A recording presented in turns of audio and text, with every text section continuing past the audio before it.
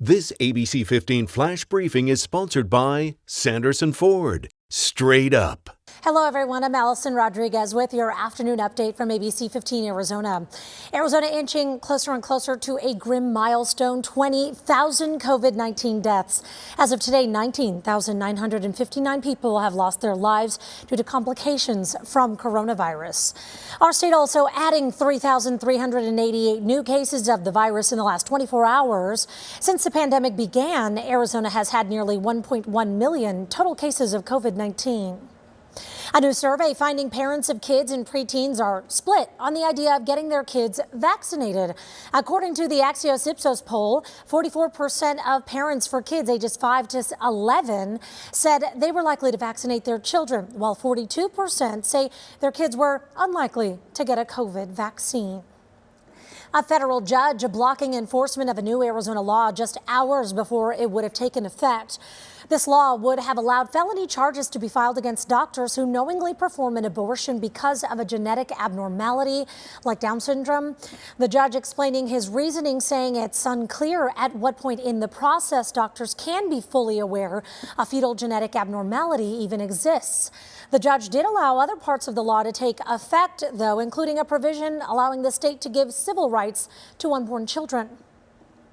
Cracking down on teachers accused of misconduct. Beginning today, the state can investigate non-certified teachers and staff. It can also move to ban or prohibit them from working in the state. A lot of non-certified teachers work at charter schools, which serve 230,000 students. This law also applies to employees like coaches. Now, if you're in the market for a new home, you know prices are high, right? And inventory is low. Well, a new report shows Phoenix is the hottest market in the U.S. Home prices across the country rose at a record rate in July, up almost 20% compared to last year. And in Phoenix, our prices, they shot up more than 32%. You know, as we celebrate Hispanic Heritage Month today, we talk about resilience. Miss Maria has taught generations of traditional Mexican dancers, and I caught up with her to see how she and her dance group are bouncing back after the pandemic shut them down for months. Crossing back. Maria Leon is back in her element. And then we'll tie in front. 1, 2, 3. A teacher for decades, she's back in front of the class, but now the lessons aren't coming from a book. Okay, you guys ready to start your warm-ups? Miss Maria, as they call her, has been dancing ballet folklorico since the 70s. Last year, when we talked, the pandemic forced everyone home. So I caught up with her and the smallest members of Primavera Folklorico to see them back in action. After about 8 months of not dancing, we decided to at least meet in the park. She's been teaching for generations, not just dance, but also the history of Mexico through dance. And that's important to parents like Lisette Flores, whose daughter is a dancer. I'm glad that she has the opportunity to explore the entire parts of the country through dance. There have been some adjustments. Locations have changed. They have to wear masks because we want to make sure that everyone's protected. Tonight's focus is on the volado step. Their only performance this year was at the Desert Botanical Garden. So don't go dee-dee-dee-dee-dee-dee-dee-dee. That won't work. With Miss Maria by their side, they hope more are still ahead. Ay, ay, ay. Ms. Maria says they are keeping classes small for now, but as more people get vaccinated, she does hope the group is going to be able to grow and be ready for next year's events.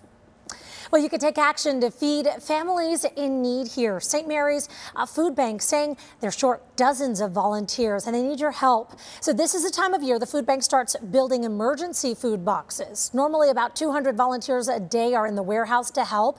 There are open volunteer shifts Tuesday through Saturday. All you have to do is head to firstfoodbank.com to sign up. Tracking your most accurate forecast, I'm meteorologist Jorge Torres. Expect increasing clouds today ahead of our next storm, along with a slight chance of rain on your Wednesday. For now, just 10%, mainly in the evening, with highs staying in the upper 80s today here in the valley. Cooler up in the high country and along the rim, with highs in the upper 50s and low 60s from Flagstaff to Heber and Cholo, 70s in Payson and Globe, and 80s essentially from Pima County all the way to the south and west. Now, as far as rain chances in the valley, they'll be on the lower end today and tonight, but pick up throughout the day on Thursday. which happens to be the last day of monsoon season. So here's your 7-day forecast. We go from 88 today to 87 on Thursday. Then for the first day of October, it won't really feel like October with temperatures coming back into the 90s here in the Phoenix metro. And even warmer for the weekend under mostly sunny skies Saturday through Monday. Next chance of rain arrives Tuesday of next week at 10%. But we begin our rain chances starting later today under mostly cloudy skies and highs staying in the upper 80s. Another update tonight, but until then, get the latest news, weather, and traffic at ABC15.com or by downloading that free ABC15 mobile app. This ABC 15 Flash Briefing is sponsored by Sanderson Ford. Straight up.